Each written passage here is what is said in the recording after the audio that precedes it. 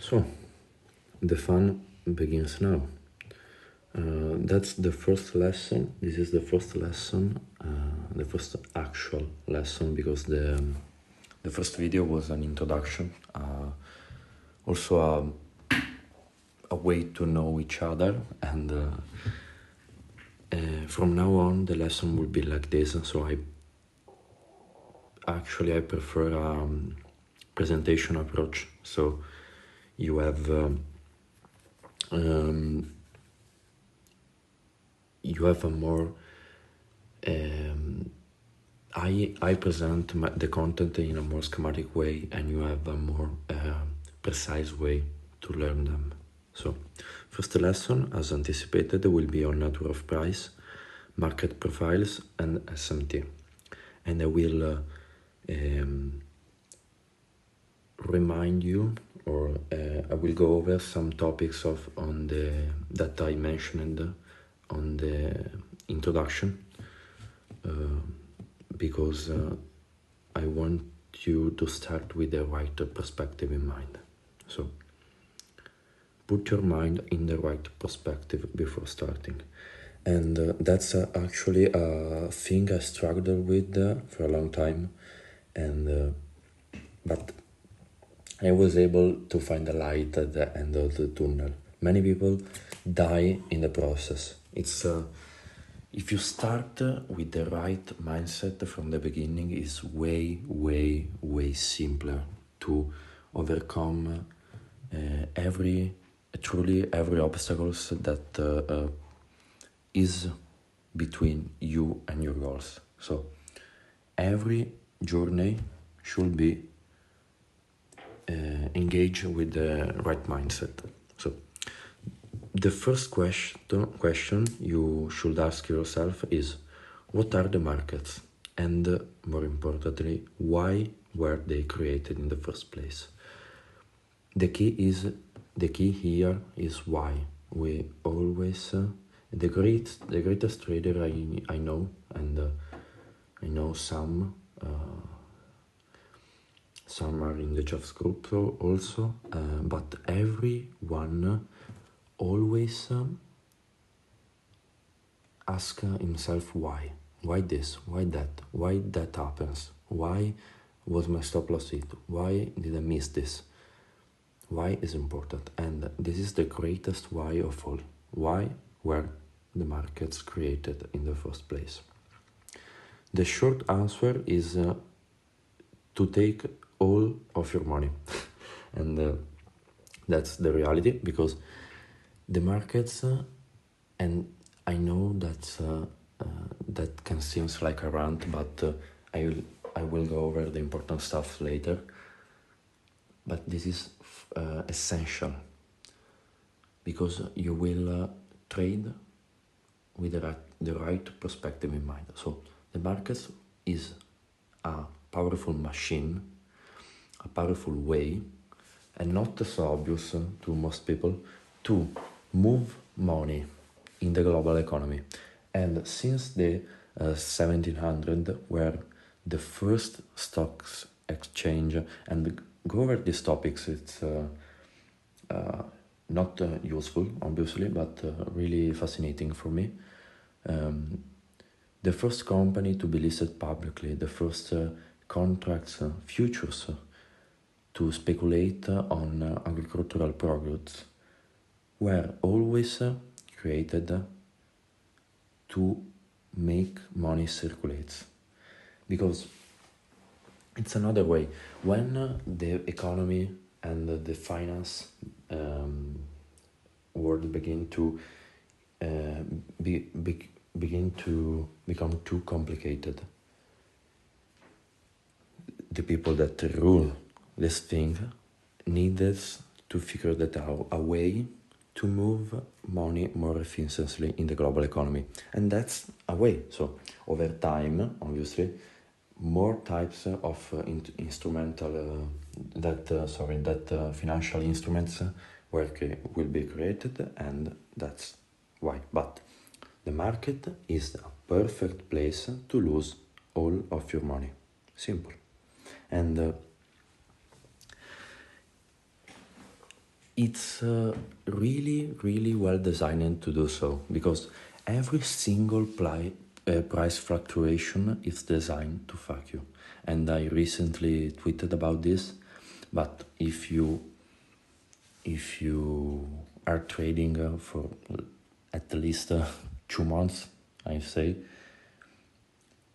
there was at least one time probably that you were very, very, very frustrated because price seems to always run against you, to always try to trap you in some sort of pattern, you see, or that's because price fluctuations, not movements or direction, fluctuations are the biggest thing that fucks many traders, because it's amazing how you see in price action things that are not there, and that's a human psychology. Another fascinating thing, but I will go over this. So the markets are controlled. That's an important thing to keep in mind, but not how the general public think. ICT, Michael talks about the IPTA, so the Interbank Price Delivery Algorithm, and many people think that every single price movement is controlled. Actually, if it was like this, it would be like discovered many years ago, and the way it is controlled must not be so obvious to remain legal, to remain doable, let's say like this. So actually, in which way the market is controlled, and some market in a different way than the other, because for example, a stock, Apple stock or the Nasdaq, if you notice, moves different than gold or soybeans or than a forex pair, because the true supply and demand of that product is more or less relevant. For example, the supply of gold is real. People, states, businesses needs gold, for example gold, but they don't need euro versus yen. So the forex market is one of the most controlled one, and it for this reason is the one of my favorite and one of Romeo's favorite, because if you understand how it is controlled, then it's pretty easy to anticipate it. But it is controlled in a constructive way, so the movements of price are timed, and the price is moved by buyers and sellers, so institutional buyers and sellers, and retail in the smallest part, because we make up only 6% of the total market participants. So, but it is moved by buyers and sellers, but they can't actually go beyond the anticipated and chosen level by smart money. So they keep price in range in a specific time, price range for a specific time period. At a specific time they release and they sponsor, and in the market profile section I will go over this.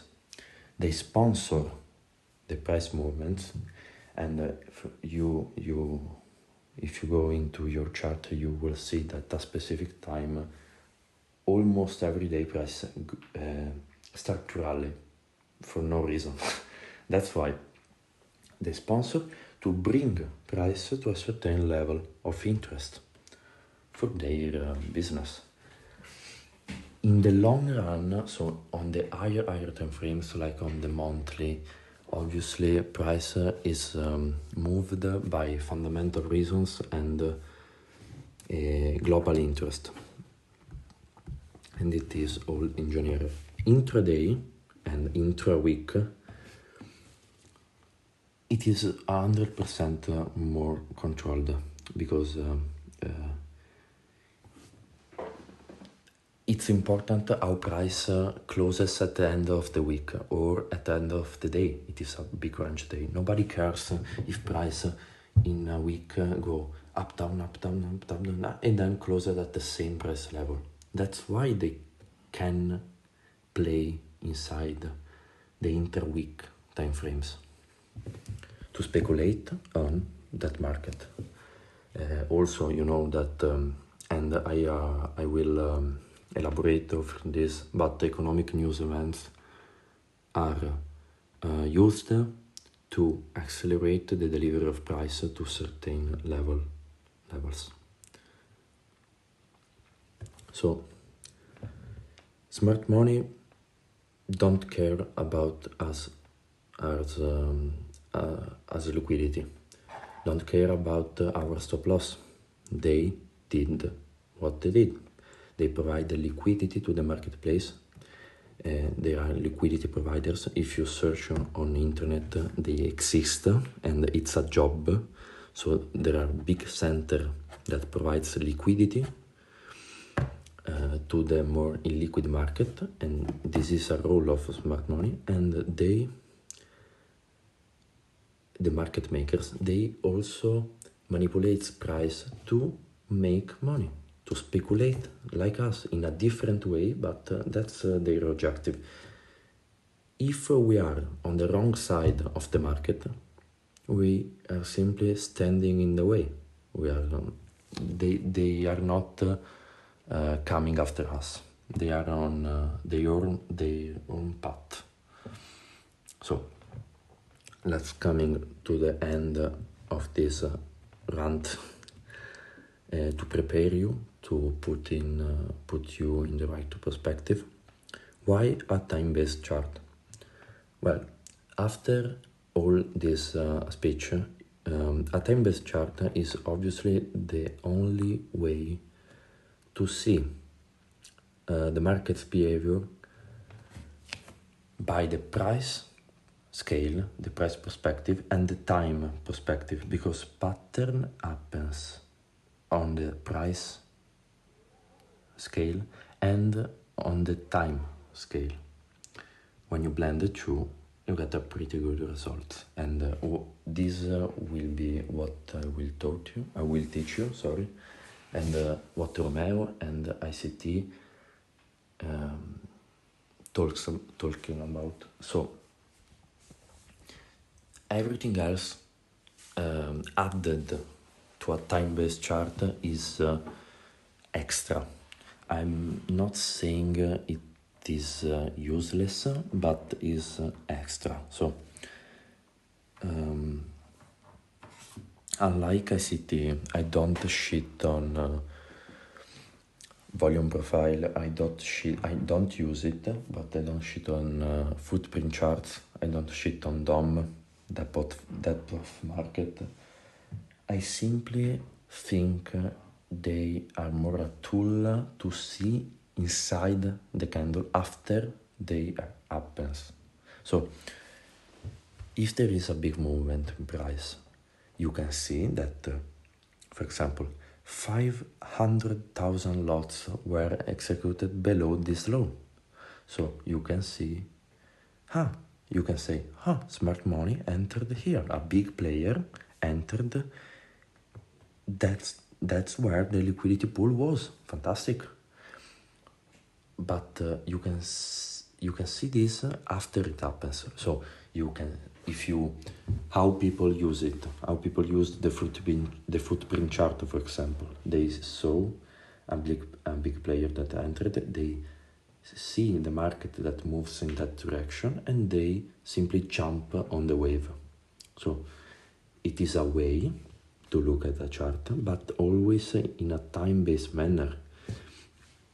Now, With this logic, you can anticipate levels of interest where that 500,000 lots are likely to be executed. So it is an anticipation and not a reaction. It's more difficult, yeah, but it is also more rewarding. And you saw that. So let's go into market profiles. As promised, there are two, and I talked about this, there are two types of markets. Trending and mean reverting, also called consolidating markets. Generally, and I hinted about this, some markets are more historically speaking trend continuation markets, and some markets are more mean reverting. So the forex pairs are mean reverting markets generally. Then on some period of the years, big trends start. Markets like commodities, indices, stocks are more trend following, but that's on a general scale. Said that, only two types of market profile exist, trending and consolidating, and we understand, we frame what type of market profile is the current one by using four actually. Highs and lows, my favorite. Gaps and order blocks as another layer of confirmation, and candle closure as an indication, not always mandatory, but another confirmation. So highs and lows are the most important thing, because as you can see, price is price and time is time, and price action can be seen through different time frames. So if you use the 69 minutes time frame as me or Romeo, I did it sometimes for fun, or you use the 14 minutes time frame, the 3 hours time frame, those ones, not the usuals, gaps and PDRAs, and etc. disappear or appear, and so they are not 100% consistent. PDRAs are a way to internalize price action. PDRAs are important on the higher time frames because those are levels of interest that everybody can see. So gaps and etc. Also the banks see them, also the institutional players, and all the retail investors. So those are important levels, and I focus on them to my trading, not on a 3-minute gap. But markets price action can be seen to different time frames. So the only things that remain the same are highs and lows. If you try to change the time frame, highs and lows remain the same. So no, the maximum, the highest point in a range and the lowest point in a range, no matter the time frame, remains the same. So highs and lows is the most objective way to look at price and to frame market profile. So if we are breaking, displacing true lows with multiple candle closures, like in the picture on the right, we are displacing through that high. And if you look at the lows on the bottom left, we are rejecting it. So we are only wicking through it, and price is quickly moving away. That's the type of signature that we want to see. So if you anticipate it, it's better. If you see that, you can jump on the wave, because that law is sponsored by Smart Money. Is sponsored by them. They are using it for order pairing purposes. So they don't want to sunk price below it. They are using it to accumulate long positions, while they want to distribute them higher, where not below that high, because they are quickly running through that. In this case, they want to distribute their position at a higher level of price. So when in an uptrend you see a highs being rejected, that means that a reversal or a retracement is coming. So you can frame price action in this manner, and gaps and underblocks, as I said, are another layer of confirmation. So in an uptrend you will see gaps supporting price and down close candles supporting price. In a downtrend you will see bearish gap resisting price, and bearish order block, so up close candle resisting price. So that's another thing you want to check. And finally, candle closures. So as I saw, we wick below this low and we break with multiple candle closures above the high. As I said, this is not a give or take thing, 100% holy grail, because some soups are deeper than others, and so it's an indication. Let's say like this. Now, where and why do we use market profiles? We use it on the higher time frames.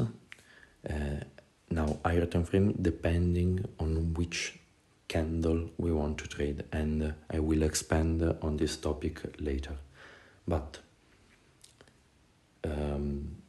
we frame the market profile on the higher time frame to develop a directional bias, a general directional bias that will be confirmed and refined through other systems. In the next lesson I will go over this. But on the higher time frames to develop a directional bias. Also on the lower time frame to frame a potential, and also on the higher, to frame a potential entry or exit point. So if we are on an uptrend, we want to buy the dips below the low. So we know that at higher time frame PDRA, if there is a resting liquidity pool, that's a potential level for us to enter, and a potential level for us to, we don't exit at a random level, we exit above high in an uptrend. And there are specific hikes and lows to consider. Also, and that's more advanced, but market profile helps us also to identify the potential stop loss placement. What I'm saying? We know that a high that rebalance the gap, or a low, in this case in an uptrend, a low that rebalance a bullish FEG, or a low that took liquidity while price was moving away fast. Those two types of lows are protected lows, also called intermediate term lows. So when there is a consolidation, if we expect a bullish start of soup to happen, we look to the left. If there is a trusted low, to put our stop loss on. So a level in price, a low, that is not likely to be reached before our drawn liquidity is met, and pounder of this. It is one of the way Romeo taught me to put the stop loss. In level 1, he hinted at this, and he expanded on it later. Finally, and I wanted to incorporate SMT in this lesson because it is highly connected to market profile. What is SMT and how to use it? SMT, and I will dive again into history lesson, but SMT, or Smart Money Tool technique, is a way of determining accumulation and distribution in one asset rather than the other. It is not an ICT concept. It was first discovered by the journalist and trader and father of technical analysis, classic technical analysis, Charles Dow, in the 19th century. So it is a 250 years old concept. Charles Dow was the one that the Dow Jones index took the name from, so not the first guy on the street, and he watched correlated asset and noticed that sometimes, in general at the reversal points, while one asset put in a lower low, the other failed to do so, and that sometimes caused a reversal or a retracement, a change in the direction. Now, used by itself is a waste of time, but used in the right context and at key levels at the right time, it's a powerful tool. It's a powerful confirmation tool. It is not always needed, and you will understand why when you truly digest what an SMT is. An SMT is simply an indication to us of where, not if, where smart money, because smart money are always involved, but where are they more exposed to long position rather than shorts. So the stronger asset, and this is a photo of a recent price action on euro and pound. So the above chart is pound dollar and the below one is euro dollar. In this case, pound created a lower low, while euro failed to do so. In this case, we prefer to long euro because it is the stronger asset. But why it's the stronger asset? Always ask why. It is the strongest because smart money is accumulating long position in both, but more in euro. In the leg down in both assets, they are selling short and going into drawdown to bring price at a certain level, and that's new. But while the level of interest for pound, smart money liked this level, so they want to bring pound down to this level before doing business on pound. Euro, for them, it was more than enough, more than enough discount at this level. They don't need to bring euro down here. What this indicate to us? That euro is in a favorable position to long because it's at a discounted price rather than pound in this situation. We simply ride what they are doing. So if they are showing this, we are with them. Simple. So it is SMT show us which asset is stronger than the other, and I forgot to mention this, but SMT, we check for SMT between highly correlated asset. So Nasdaq and gold are like 35% correlated. We don't look for SMT between gold and Nasdaq. We want a 85 or more % correlation, because you can go crazy looking for SMT between interest rate and dollar, for example, or treasury bonds and euro, but you will never enter this loophole. So focus on highly correlated pairs, S&P 500, Nasdaq, with the Nasdaq. Let the Dow away. Euro, pound and dollar. Dollar obviously is inverted correlated to euro and pound. And gold and silver. Focus on this. Bitcoin, Ethereum. Let's stick to the basic one. But the important thing, and this keep notes on this one, SMT allow us to know once the SMT is confirmed with a close above or a close below, let us know with the highly percent probability that a certain level in price won't be touched. So SMT creates equal lows, and I want only to long with the equal lows present when there is an SMT on. I want only to short with equal highs present when there is an SMT between them. So equal lows are created with the SMT on the other pairs, and when equal lows are created on the pair that create equal lows, a rejection block is tapped while the other pair took the low.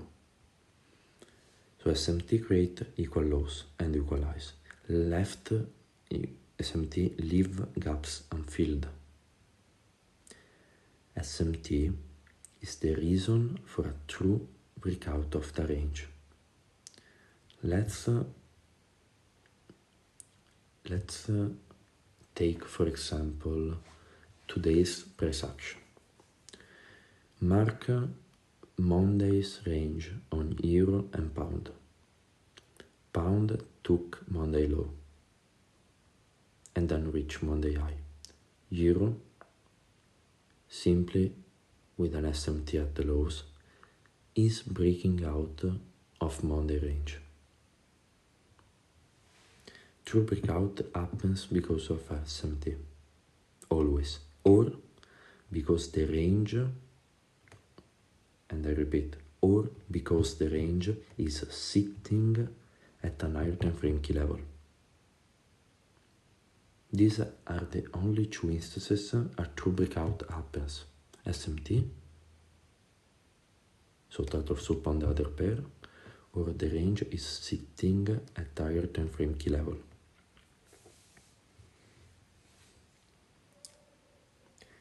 So I want to repeat myself.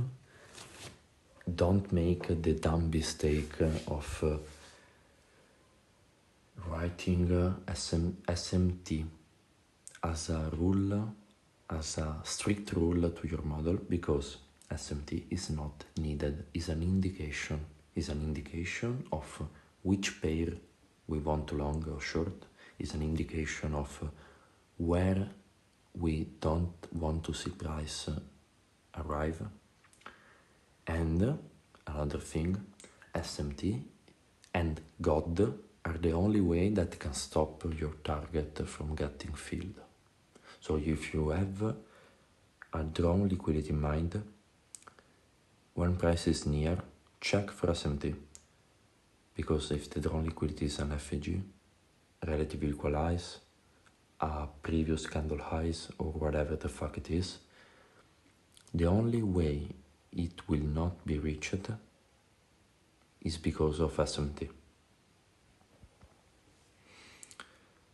Go over this lesson again and again, and we see each other next week. And obviously, let me know if you have any questions. I'll do my best to respond. Hope a good rest of the day. See ya.